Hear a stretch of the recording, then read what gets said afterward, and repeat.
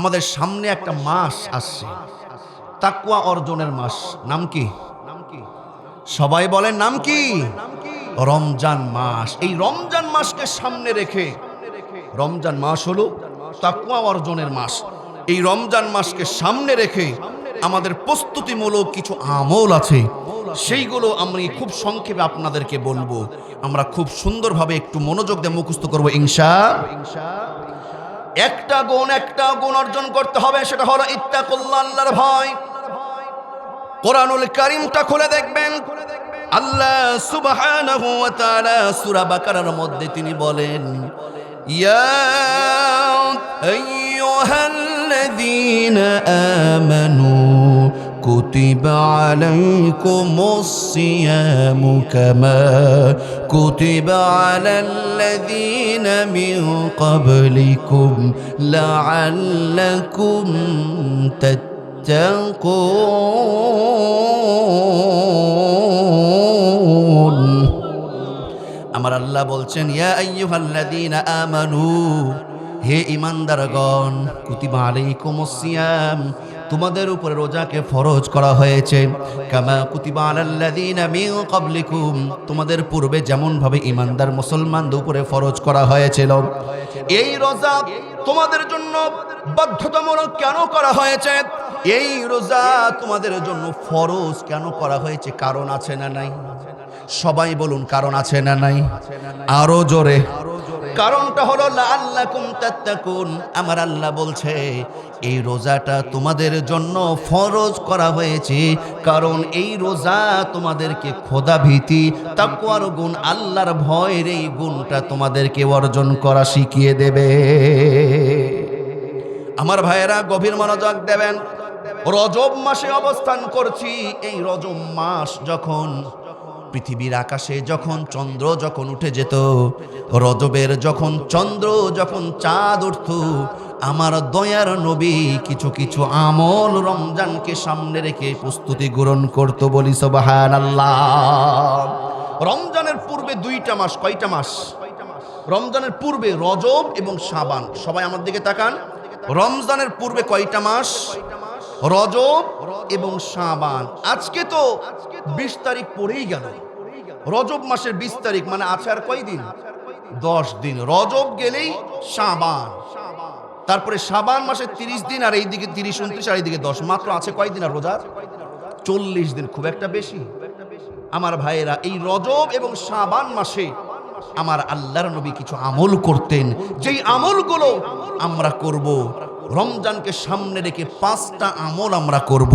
এই 5টা আমল আমরা কখনো ছাড়বো না, করতে ভুলবো না। সবাই বলি ইনশাআল্লাহ। 1 নম্বর হলো আল্লাহর নবী যেটা করতেন, ইজা ইজা দাখালা রাজব, যখন আকাশে রজবের চাঁদ যখন আসতো, আমার দয়ার নবী একটা কাজ করত, বেশি বেশি দোয়া করত। সবাই বলুন 1 নম্বর কাজ কি? সবাই 1 নম্বর কি? আল্লাহর নবী দোয়া করতেন। যখন এই রজবের চাঁদ উঠত, আল্লাহর নবী নিজে একটা আমল করতেন, ইমানদার মুসলমান সাহাবীদেরকেও সেই শিক্ষাটা দিতেন, সেটা হলো দোয়া। আপনারাও বলুন, আমার সঙ্গে বলুন, নবীজি এই দোয়াটা বেশি বেশি পড়তেন। আল্লাহুম্মা বারিক লানা ফি রজব ওয়া শাবান ওয়া বাল্লিগনা রমাদান। কত চমৎকার দোয়া! আল্লাহর নবী বলতে, আল্লাহুম্মা বারিক লানা, হে আমার রব আল্লাহ, রজব ওয়া শাবান, তুমি রজব এবং শাবান মাসে আমাদের জন্য বরকত দান করো। ওয়া বাল্লিগনা রমাদান, এবং রমজান পর্যন্ত তুমি আমাদেরকে পৌঁছিয়ে দাও। সুবহানাল্লাহ বলেন। নবীজি এই দোয়াটা করতেন। এই হাদিসের দোয়াটা অনেকের মুখস্থ আছে না? আমার সঙ্গে বলুন তো, যাদের মুখস্থ আছে। আল্লাহুম্মা আল্লাহুম্মা বারিক লানা ফি রজব ওয়া শাবান وبلغنا رمضان সবাই বলুন اللهم بارك لنا في رجب وشعبان وبلغنا رمضان আবার বলুন اللهم بارك لنا في رجب وشعبان وبلغنا رمضان যারা হাদিসটা আরবিতে পারবেন তারা আরবিতে বলবেন, আর না পারলে বাংলায় এইভাবে বলবেন, ও আমার আল্লাহ, ও আল্লাহ, রজব এবং শাবান মাসে আমাদেরকে বরকত দাও এবং রমজান পর্যন্ত আমাদেরকে পৌঁছিয়ে দাও বলি আমিন। এই দোয়া এক নম্বর হলো আমরা আল্লাহর কাছে রজব এবং শাবানের জন্য কি করব? রজব এবং শাবানের জন্য, রজব এবং শাবান মাসের জন্য বরকতের দোয়া করব। আল্লাহর নবী দোয়া করতেন রিজিকের মধ্যে বরকতের জন্য, বেঁচে থাকার জন্য, হায়াতের মধ্যে বরকতের জন্য, যে মরতে তো সবাইকেই হবে। আল্লাহর নবী এই জন্য দোয়া করতেন, আল্লাহ মরতে তো হবেই, তো তুমি রজব মাসে শাবান মাসে না নিয়ে তুমি চাইলে রমজান মাসে হয়তো মৃত্যু দিও, না হলে রমজানের পরে মৃত্যু দিও, বলি সুবহানাল্লাহ। তার কারণ রমজান মাস এমন একটি মাস দরদির আমার, অন্য মাসে একটা ফরজ ইবাদত রমজান মাসে যদি আপনি পরিপূর্ণ করেন, অন্য মাসে ৭৭টা ফরজ ইবাদত পরিপূর্ণ করার যে সওয়াব, সেই পরিমাণে সওয়াব দেওয়া হয়, বলি সুবহানাল্লাহ। আর অন্যান্য মাসের নফল ইবাদত, এই নফল ইবাদত যদি আপনি রমজান মাসে একটা নফল ইবাদত করেন, এই নফল ইবাদতটা হলো একটা ফরজের সমতুল্য সওয়াব দেওয়া হয়, বলি সুবহানাল্লাহ।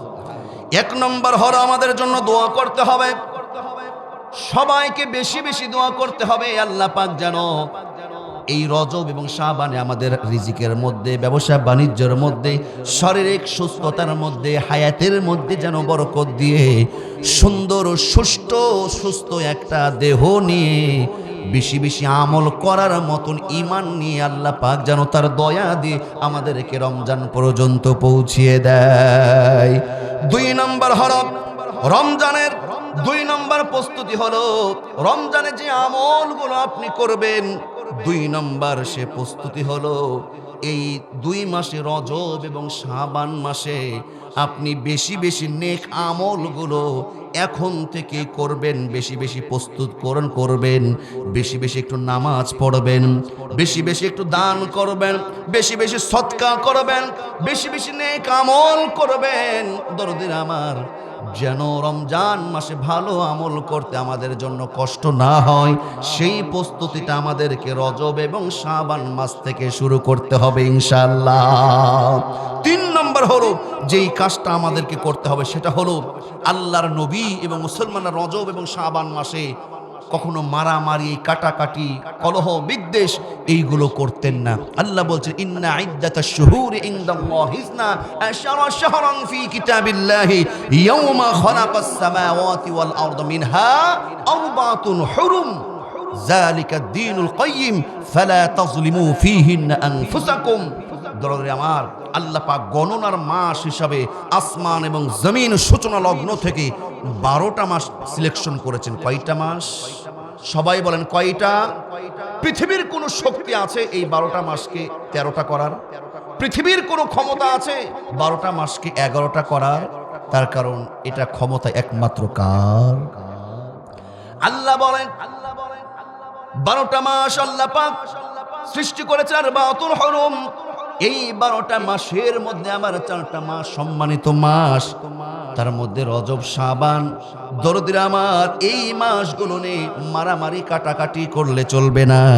দরদিরা আমার, কাফের বেঈমানরাও যখন এই রকম প্রস্তাব দিত, আইমে জাহিলিয়াতের যুগে যখন বলা হতো গন্ডগোল করার জন্য যখন আসতো, তারাও কিন্তু অস্ত্রটা নামিয়ে ফেলতো এবং এই মাস পরে অন্য একটা ডেট সিলেকশন করে পরে তাদের সঙ্গে লড়াই করা হতো। তাহলে 3 নম্বর আমলটা হলো এই মাসে মারামারি, কাটাকাটি, গন্ডগোল, সমস্ত বেহাইয়াপনা বন্ধ করার দরকার আছে না নাই? এই যুবকগুলোকে আমি আবারও ধন্যবাদ জানাই, আমার সাব্বির ভাইয়ের, এবং যে যুবকগুলো মসজিদের আয়োজন করেছে, ওনারা ইচ্ছা করলে মাহফিলের আয়োজন না করে, জালসা না করে যাত্রার আয়োজন করতে পারতো না? সবাই বলেন পারতো না? ইচ্ছা করলে কনসার্ট করতে পারতো। আপনাদের আমাদের ছেলেদের মতন তো কত ছেলেরা কনসার্ট করছে, কিন্তু দরদির আমার তারা সেটা করে নাই, জালসা মাহফিল করেছে। কার ভয়ে? এটাও হলো আল্লাহর ভয়। 31st নাইট উদযাপন আমাদের বাংলাদেশে হয় কি হয় না? হয়। তবে এই বছর আলহামদুলিল্লাহ আমরা বেগম খালেদা জিয়ার জন্য তিনবার সফল প্রধানমন্ত্রী, তার জন্য দোয়া করেছি। তিনি বিদায় নিয়েছে, বেগম খালেদা জিয়া বিদায় নিয়েছে। আল্লাহ পাক যেন ওনাকে ক্ষমা করে জান্নাতের মেহমান বানিয়ে নেয়, বলি আমিন। দরদের আমার, এবার 31st নাইটে হ্যাপি নিউ ইয়ার, কিন্তু আমার চোখে দেখা যে এবার কিন্তু বাংলাদেশে উদযাপন সবচাইতে কম হয়েছে, ঠিক না ব্যাটি? তবে আমার রাজশাহী সদরে বাসা, রাজশাহী কোর্টের পাশেই আমার বাসা। আমি বলছি যে আমার চোখে রাজশাহীতে একটাও পড়েন, রাজশাহী তো হয়েছে, কিন্তু আমার চোখে পিকনিকে এই প্যান্ডেলের কোনো এই একটা কিন্তু আমি আয়োজন দেখি নাই আমি রাজশাহী সদরে। এটা কিন্তু আমি মনে করি যে এটা খালেদা জিয়ার মরার অবদান। খালেদা জিয়া মারা গেছে বিধায় উনি মৃত্যুর কারণে ওনার ওসিলায় কিন্তু এবার একটু বেহায়াপনা এই 31st নাইট এই উদযাপনগুলো কম হয়েছে। কথা বলুন ঠিক না ব্যাটি?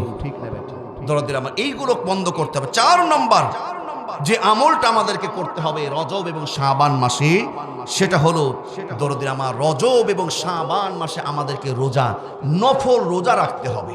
আমার মা বোনরা এইখানে উপস্থিত আছেন, মা বোনরা ছেলেদের চাইতে পুরুষদের চাইতে কিন্তু মা বোনরা রোজা থাকতে খুব পটু, রোজা দেখবে খুব পটু। তবে একটা জিনিস আপনাদের ক্লিয়ার করতে চাই যে রজব মাস নিঃসন্দেহে একটা গুরুত্বপূর্ণ মাস। এই রজব মাসে আল্লাহর নবীর এক ঐতিহাসিক ঘটনা মেরাজ ঘটেছে, কিন্তু অনেকে বলে না, চটি বই দেখবেন যে রজব মাসের এই রোজা মেরাজের এই রোজা। এখানে আলেম ওলামা আছেন যে রজব মাসের স্পেশাল মেরাজের রোজা বা রজবের রোজা এই রকম কোনো রোজা নাই। তবে নিঃসন্দেহে রজবের এবং শাবান মাসে রোজার ফজিলত অনেক অনেক বেশি। আল্লাহর নবী অনেক বেশি রোজা রাখতেন, কিন্তু আপনার মেরাজের রোজা, রজব মাসের রোজা এমনটা মনে করে নয়। আপনি রোজা রাখবেন, আল্লাহর নবী প্রতি সোমবার এবং বৃহস্পতিবার রোজা রাখতেন, আপনি প্রতি সোমবার এবং বৃহস্পতিবার রোজা রাখেন। তারপরে আইএমএ বীজের রোজা 13, 14, 15 তারিখ, আরবি মাসে 13, 14, 15 তারিখ আপনি রোজা রাখেন।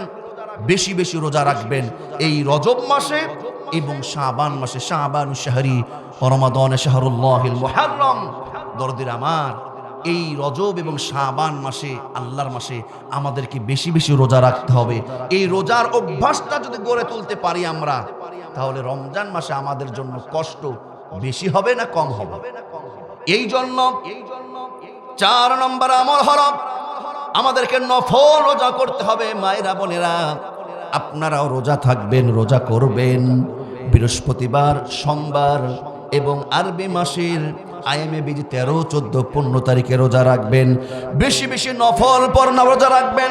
আল্লাহর নবী এত বেশি রোজা রাখতেন, রজব এবং শাবান মাসে নবীজি এত বেশি রোজা রাখতেন যে রমজানের পরে অন্য কোন মাসে নবীজি এত বেশি রোজা রাখতেন না। 5 নম্বর সর্বশেষ যে আমলটা আমাদেরকে এখন থেকে করতে হবে, সেটা হলো এই রজব এবং শাবান মাস থেকেই আমাদেরকে তাহাজ্জুদের নামাজ পড়ার অভ্যাস গড়ে তুলতে হবে। তাহাজ্জুদের নামাজ পড়ার অভ্যাস যাদের আছে সেই জানে তাহাজ্জুদের কি মজা। কথা বলুন ঠিক না ব্যাঠি? পৃথিবীতে এমন কোন আল্লাহর ওলি, এমন কোন পয়গম্বর, এমন কোন আল্লাহর খালেক বান্দা, এমন কোন ওলি আল্লাহ গাউস কুতুব হয় নাই যে তাহাজ্জুদের নামাজ তার আমলে ছিল না। তাহাজ্জুদের নামাজ পড়তে হবে। যদি আপনি 10টা, 10:30, 10টার মধ্যে যদি আপনি ঘুমিয়ে যান, দেখবেন 2টা, 3টার আগেই আপনার ঘুমটা হালকা হয়ে যাবে, ঘুমটা ভেঙে যাবে, আপনি আগে আগে উঠে যাবেন। তাহাজ্জুদ নামাজ পড়ার অভ্যাস যদি রজব এবং শাবান মাসে করতে পারেন, রমজানের ইবাদতটা আপনার জন্য আরো সুন্দর হয়ে যাবে বলি ইনশাআল্লাহ। এই 5টা আমল আমরা করব। এবার একটু খেয়াল করেন দরদিন আমার, আল্লাহ রাব্বুল আলামিন ওই যে সূরা আলে ইমরানের 102 নম্বর আয়াতে যে আলোচনা করছিলাম, আল্লাহ কি বলেন? ইয়া আইয়ুহাল্লাযীনা আমানুত্তাকুল্লাহা হাক্কা তুকাতিহি ওয়া লা তামুতুন্না ইল্লা ওয়া আনতুম মুসলিমুন।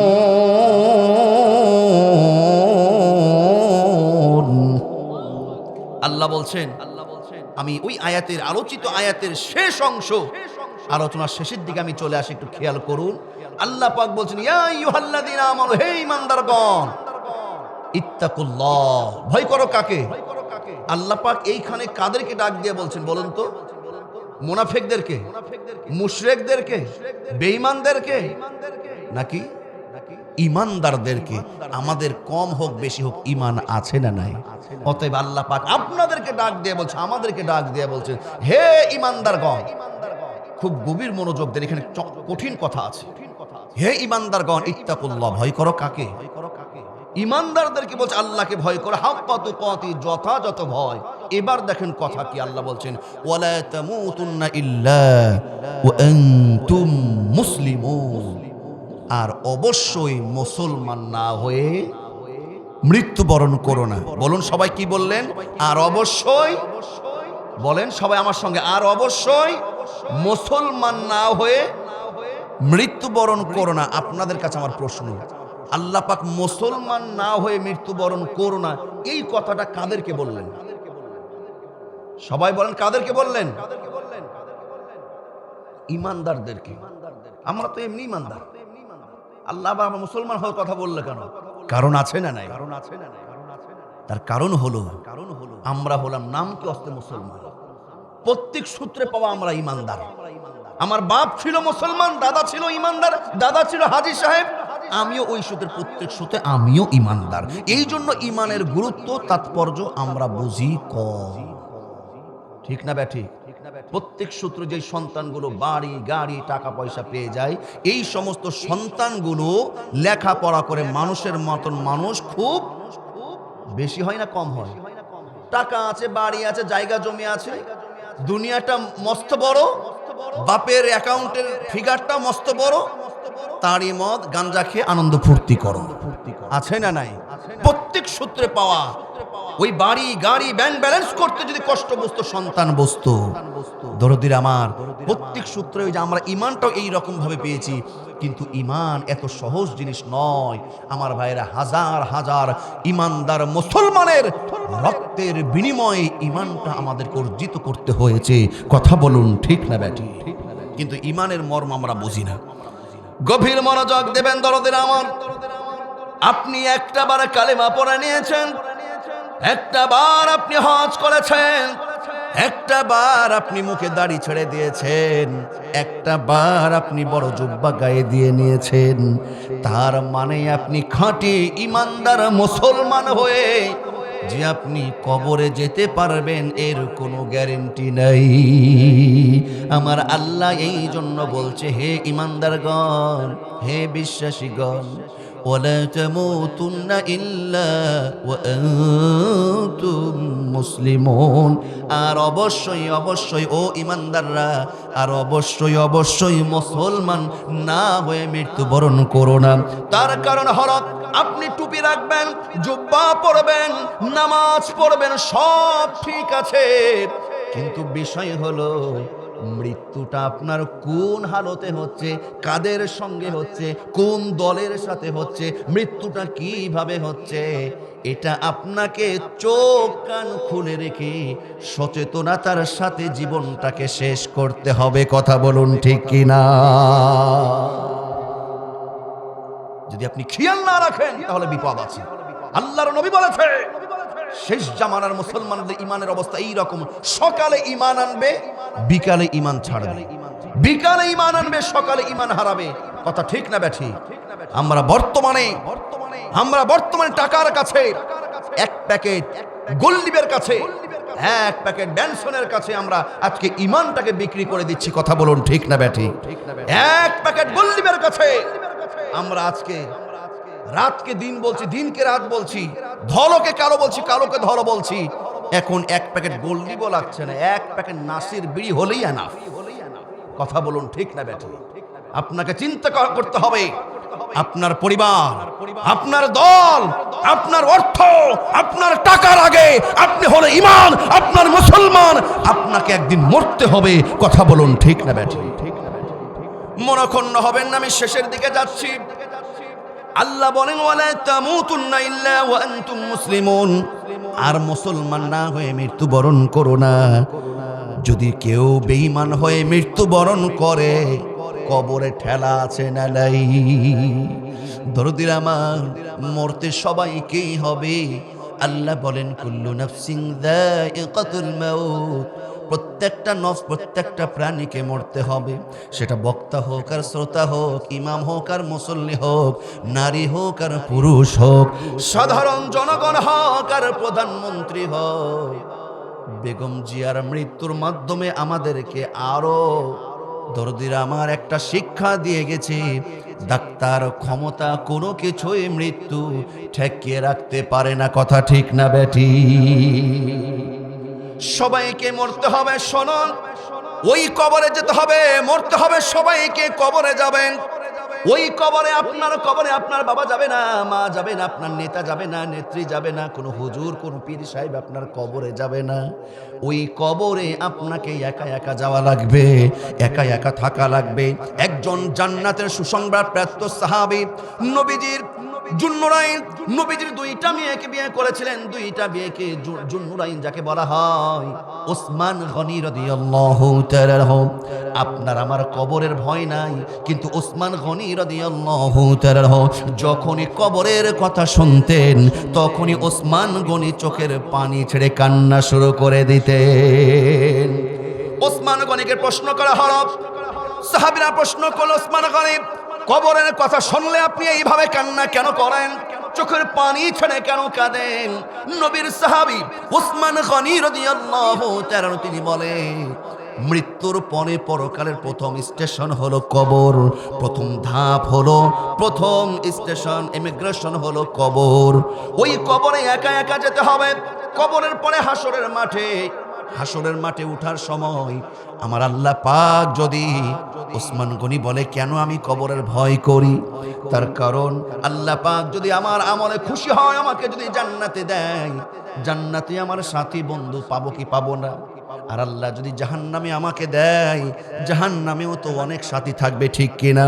দুনিয়াতেও সুখে দুঃখে বিপদে মুসিবতে আমার বন্ধু ছিল, সাথী ছিল। বিপদ মুসিবতে পড়লে অনেককে অনেক কিছু বলার সুযোগ ছিল। কিন্তু কবর, কবর, কবর এমন একটা জায়গা, ওই কবরে একা একা থাকতে হবে। সুখে থাকবেন না বিপদে থাকবেন, এইটা শেয়ার করার মতন দ্বিতীয় কেউ থাকবে না। এর নাম হলো কবর। বলি সুবহানাল্লাহ। আজ অথবা কাল দরদির আমার ওই কবরে নারী পুরুষ বক্তা শ্রোতা আমাদের সবাইকে বাড়ি গাড়ি জায়গা জমি ছেড়ে মাটির বাড়ি কবরে যেতে হবে, এটাই ফাইসালা কার। একদিন মাটির ভিতরে হবে ঘরে মন আমার, কেন বাঁধো দালান ঘর রে মন আমার, কেন বাঁধো দালান ঘর? প্রাণ পাখি উড়ে যাবে পিঞ্জর ছেড়ে, ধরা ধবের সবই রবে, আমি যাব চলে। বন্ধু বান্ধব যত, মাতা পিতা তারা শত, বন্ধু বান্ধব যত, মাতা পিতা তারা শত, সকলে হবে তোমার পর রে মন আমার, কেন বাঁধো দালান ঘর রে মন আমার, কেন বান্ধ দালান ঘর। সবাইকেই একদিন কবরে যেতে হবে ও মুসলমান, ওই কবরে আমাদেরকে যেতে হবে। কোনো সন্দেহ আছে? সবাই বলুন, কোনো সন্দেহ আছে? বড় পীর আব্দুল কাদের জিলানীর মা তার সতীত্বকে কিভাবে হেফাজত করেছে, আপনার সতীত্বকে আপনি হেফাজত করবেন একমাত্র কার ভয়ে? যদি আল্লাহর ভয়ে করতে পারেন, আপনার আল্লাহ আপনার মনের প্রত্যেকটা প্রত্যাশা, প্রত্যেকটা দোয়া আল্লাহ কবুল করে নেবে ইনশাআল্লাহ। দরদির আমার, কিন্তু আজকে উল্টা চলছে। আজকে টাকার জন্য আজকে মেয়েদের তার সতীত্বটা বিলিয়ে দিচ্ছে। আর কি অ্যান্ড্রয়েড ফোন, আর এই অ্যান্ড্রয়েড ইউটিউবের যুগে এসে খুব আশ্চর্য লাগে। কিছু কিছু কুলাঙ্গার যুবকদেরকে আমার মনে হয় যে এদেরকে রিমান্ডে নেওয়া দরকার। নিজের স্ত্রীকে উলঙ্গ অর্ধ উলঙ্গ করে নিজের স্ত্রীকে দিয়ে ফেসবুকে, ইন্টারনেটে, টিকটক করে ইনকাম করে খায়। আছে না নাই? এখন যদি বলে হুজুর এটা আপনারা বুঝবেন না, আমার বউটা যে সুন্দর, এটা একটু পাবলিক বন্ধু বান্ধবদের দেখার একটা হক আছে না?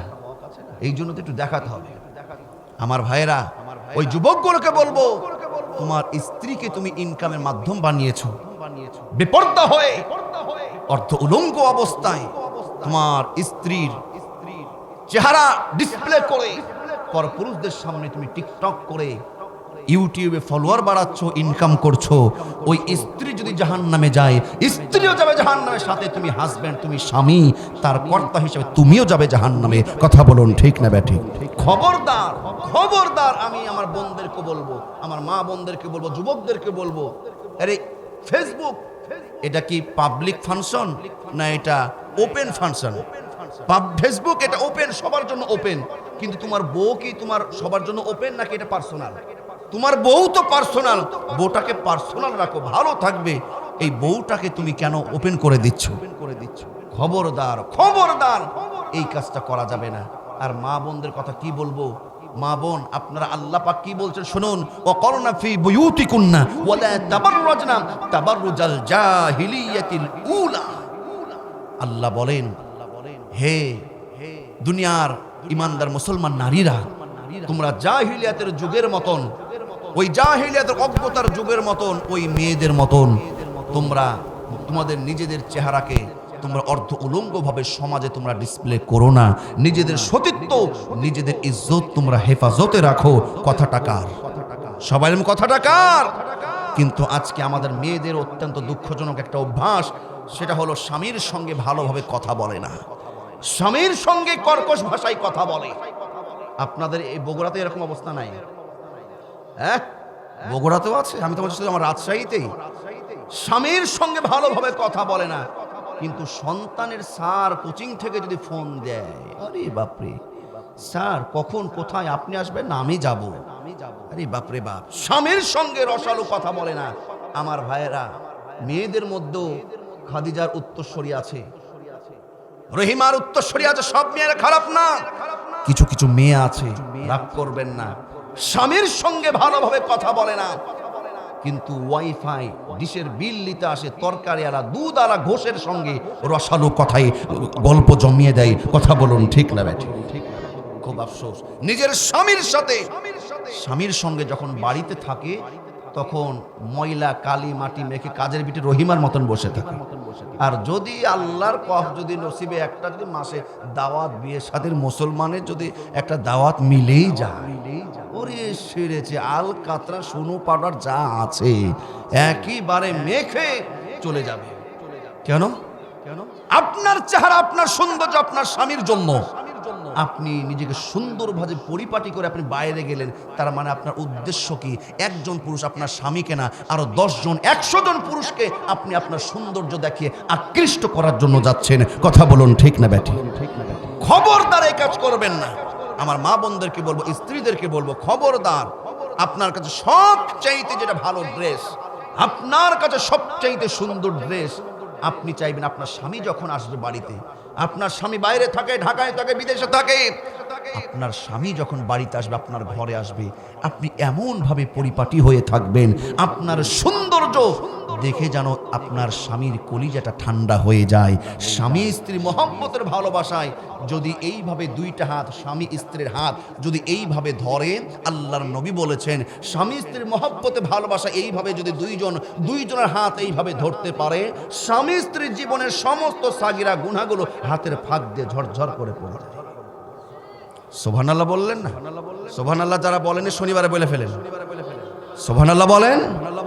সুবহানাল্লাহ বলবে কি করে? বউয়ের হাত ধরতে তো ভালো লাগে না, কমলা সুন্দরের হাত ধরে নেবে যে। পুরুষরা খুব চালাক, হুজুর বউয়ের আর কি ফাটা হাত ধরবো। এখন অনেক পুরুষ আছে, শুধু নারীদের কথা আপনার মধ্যে রাগ করছেন গো, রাগ করছেন নাকি? পুরুষদের কথা বলি, আমার মা বোনদের শুধু কথা বললে হবে না। অনেক অনেক হাজব্যান্ড আছে অফিসে চাকরি করে, ওরে বাপরে কলিকের সাথে কি কথা, আপা ম্যাডাম ফাইল আমাকে দিয়ে যা, আপনার কষ্ট করতে হবে না, আমি দায়িত্ব পালন করছি। ওরে সেবা। আর বউ যদি এই ফাঁকে ফোন দেয়, হ্যালো কোথায় তুমি, যখন তোর ফোন দাও সময় যে ফোন হারিয়ে রেখে আবার বস। আমার রসালো কথা, আমার ভাইরা, এগুলো হাসানোর জন্য বলছি না, বাস্তব চিত্র বলছি, কথা বলুন ঠিক না ব্যাঠি? ও পুরুষ ভাইরা, তুমি পরকিয়া করছো, ঘরের মধ্যে করছো, কেউ দেখছে না, দেখছেন একজন, তিনি কে? আওয়াজ দিয়ে বলুন তিনি কে? আমার দয়ার নবী, বিশ্ব নবী, আখিরি জামানার পয়গম্বর নবী হওয়ার পরে আমার দয়ার নবী স্ত্রীদেরকে কেমন মর্যাদা দিয়েছেন, কেমন ভালোবেসেছেন, একটু কান লাগান, দিলের কান লাগান। এইখানে অনেক যুবক আছে, সবাই না, কেউ কেউ আছে চিন্তা করে আমার বউ তো গরিবের মেয়ে, গরিবের ঘর থেকে নিয়ে এসে যখন তখন জুলুম করে, নির্যাতন করে, অত্যাচার করে। একটু পান থেকে চুন ছটলে দাঁড়ি হয়, যদি খাবার টিফিন একটু রেডি করতে অফিসের টাইম হয়ে যায়, স্ত্রী ওয়াশরুমে আছে, হাজবেন্ড যদি চাকরির অঙ্গন থেকে অফিস থেকে যদি বাড়িতে এসে কলিং বেল যদি একবারের জায়গায় তিনবার যদি টেপে, স্ত্রী ওয়াশরুমে যদি একটু আসতে দেরি হয়, হাতে যে অফিসের ব্যাগ আছে, অফিস দিয়ে ওই ব্যাগ দিয়েই অনেক স্ত্রীর ঘাড়ে বসিয়ে দেয়, আছে না নাই? কিন্তু আল্লাহর নবী, দয়ার নবী, আখিরি জামানার পয়গম্বর নবী, কোন নবীর কথা বলছি? যেই নবী জান্নাতের ফিতা কেটে জান্নাত উদ্বোধন যতক্ষণ করবেন না, আপনি আমি তো দূরের কথা, পৃথিবীর অন্যান্য নবী রাসূল তারাও কেউ জান্নাতের চেহারা দেখবে না।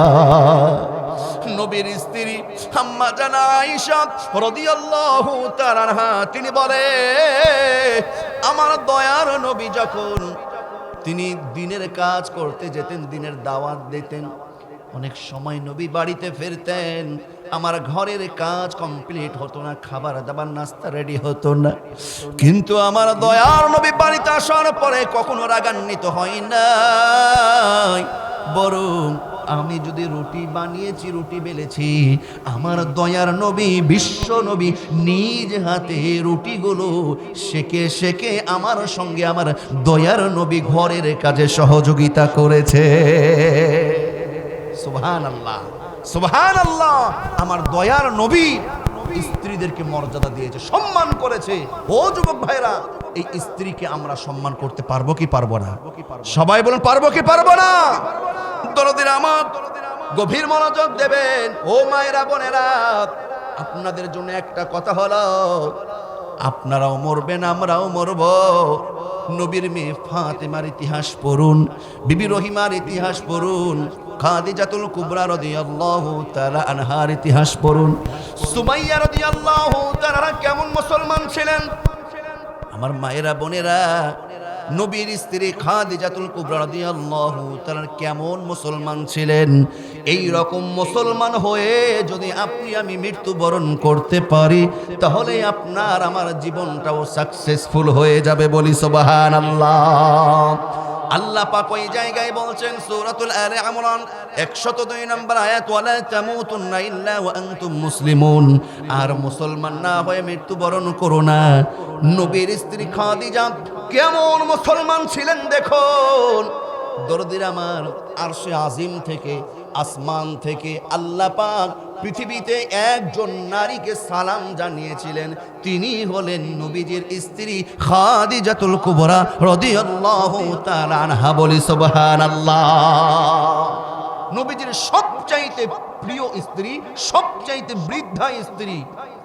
কত বছর বিয়ে করেছিলেন নবীজি? 40 বছর। আর নবীজির বয়স ছিল কত? 25 বছর, টকবকে যুবক। আর স্ত্রীর বয়স কত?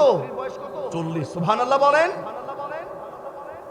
নবীজি খাদিজাকে এত বেশি ভালোবাসতেন। একদিন আমার দয়ার নবী দুয়ার মধ্যে বলছে, আল্লাহ, হাসরের ময়দানে আমি সব কিছু ভুলে গেলে যেন আমি খাদিজার কথা না ভুলি। এই কথা আম্মা জান আয়েশা শুনে একটু হিংসা হয়েছে। যেহেতু মেয়ে মানুষ, ডাক দেয়া বলে, নবী গো, আপনি যুবক অবস্থায় বুড়ি মেয়েটাকে বিয়ে করেছিলেন, কিন্তু এই বুড়ির জন্য এত কেন মায়া? আমরা এত সুন্দর অল্প বয়সে আছি। নবী ডাক দেয়া বলে, ও আয়েশা, এক ধমক দিয়েছে, আয়েশা রে, খবরদার, খবরদার, আর এই কথা বলবে না। তোমরা সবাই আমার সুখের সময়ের সাথী, একমাত্র আমার বিপদের দুঃখের বন্ধু হলো আমার খাদিজা। কেমন স্ত্রী ছেলে! আম্মা জান আয়েশাকে নবী ডাক দেয়া বলে, ও আয়েশা শোনো, ইসলামের প্রথম যুগে দাওয়াত দেওয়া বড়ই কঠিন ছিল।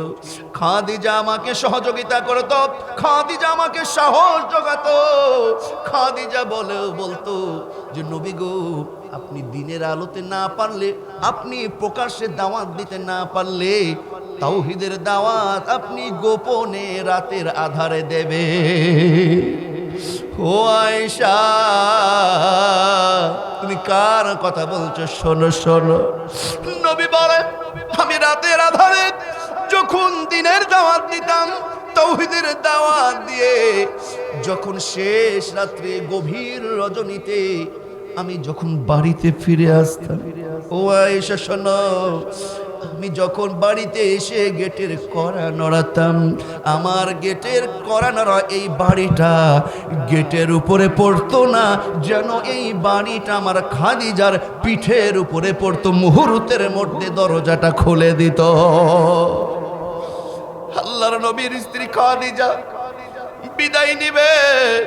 ও মায়েরা, বোনেরা, একটু খেয়াল করুন কেমন একজন নারী ছিল, কেমন নারী ছিল।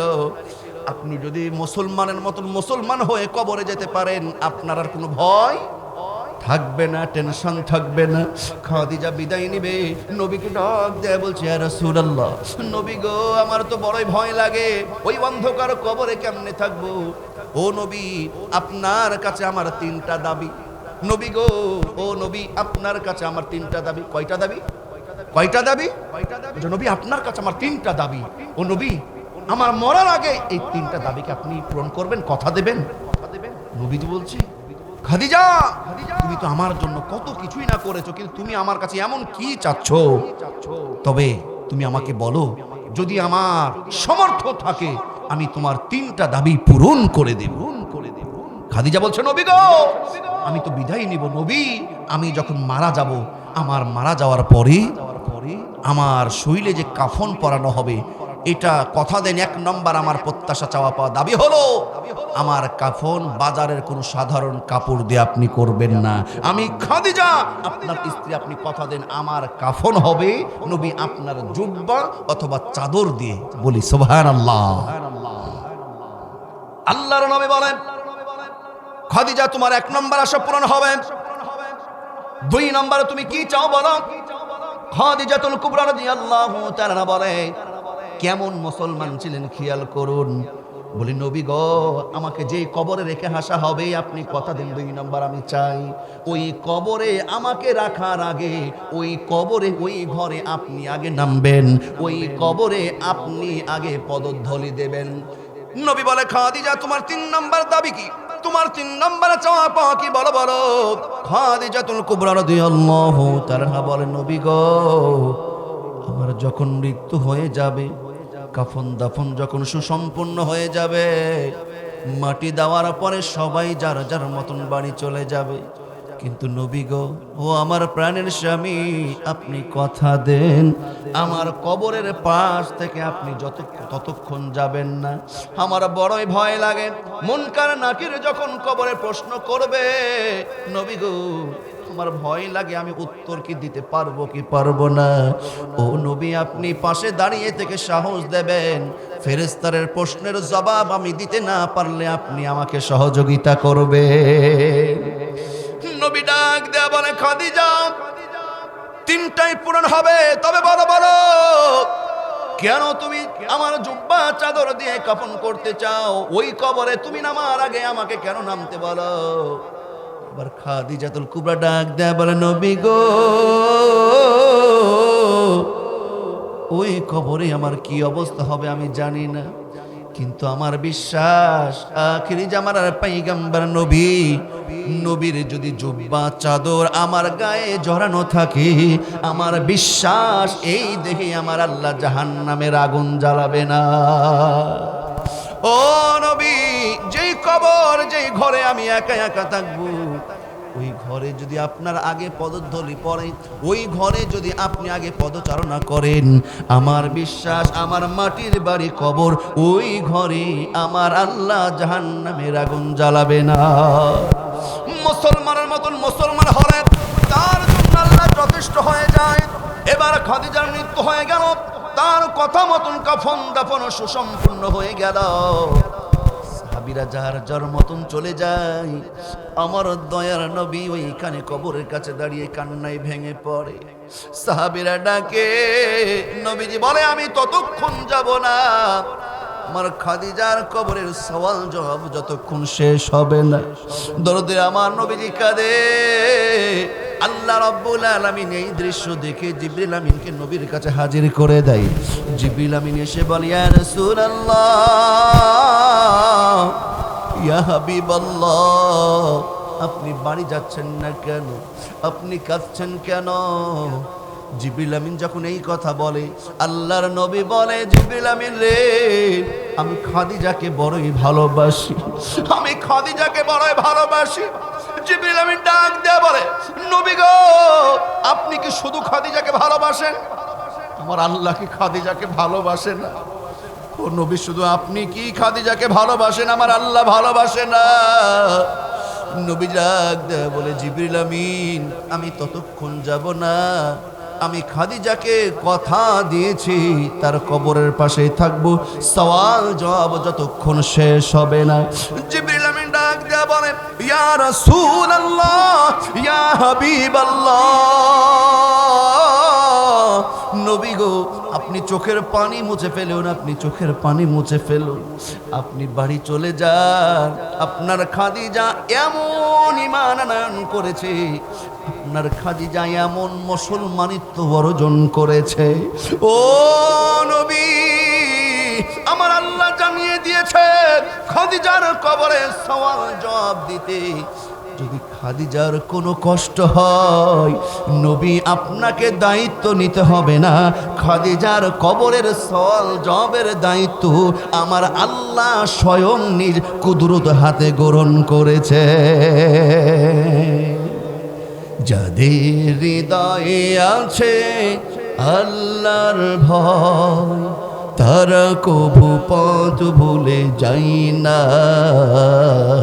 আল্লাহর প্রেম ছাড়াই দুনিয়ায় কারো কাছে কোনো কিছু চাই না, কারো কাছে কোনো কিছু চাই না। রাতের আধারে যারা সিজদাতে রয়, দু চোখের অশ্রুতে নদী যেন বয়। রাতের আধারে যারা সিজদাতে রয়, দু চোখের অশ্রুতে নদী যেন বয়। ছলনার হাত ছানি যতই আসুক, ছলনার হাত ছানি যতই আসুক, পিছনে ফিরেও তাকাই না। যাদের হৃদয়ে আছে আল্লাহর ভয়, তারা কভু পথ ভুলে যায় না। আল্লাহর প্রেম ছাড়াই দুনিয়ায় কারো কাছে কোনো কিছু চাই না, কারো কাছে কোনো কিছু চাই না, কারো কাছে কোনো কিছু চাই না। বলেন মারহাবা। আমার ভাইরা, যাদের দিলে আল্লাহর ভয় থাকবে তারা সব জায়গায়, ঘরে বাইরে, পরিবার নীতি, রাজনীতি, সব জায়গায় ভয় রাখবে একজন, আর তিনি কে? আরো আওয়াজ দে বলুন তিনি কে? আল্লাহ পাক খাদিজাতুল কুবরার মতন খাঁটি ইমানদার মুসলমান হয়ে আমাদেরকে কবরে যাওয়ার তৌফিক দান করুন। সকলে বলে আমিন।